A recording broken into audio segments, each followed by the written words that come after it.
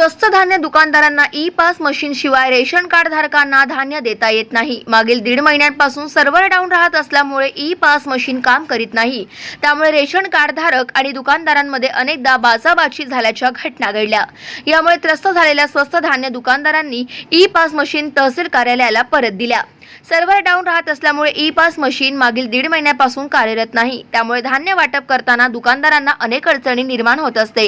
Ration card धारक स्वस्त धान्य दुकानात बसून सर्वांची वाट बघत असतात। त्यामुळे रेशन कार्ड धारकांना अनेकदा कामावरही जाता येत नाही। त्यांची मजुरी पुरते रेशन कार्ड धारक धान्य मिळाले नाही म्हणून दुकानदारासोबत वादविवाद करतो। अशा अनेक घटना घडलेल्या आहेत।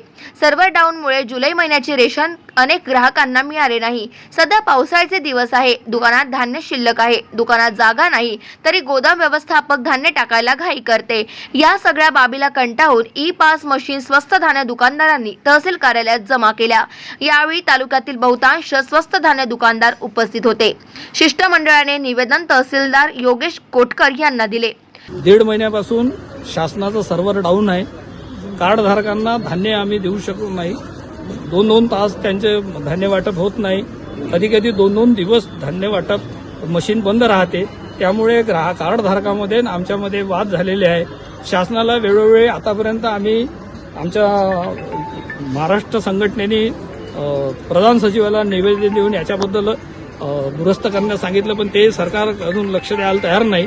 त्यामुळे आम्ही त्रासून गेलो आणि ह्या सगळ्या आमच्या ई पॉश मशीन हा त्यांच्या आदेशानुसार तहसीलदार वरोरा यांच्याकडे जमा करत आहोत आज। आणि याच्या पुढेही अशीच जर परिस्थिती राहिली तर काय होईल सांगता येत नाही। गाव माझा न्यूज करिता लखन केशवाणी, वरोरा, चंद्रपूर।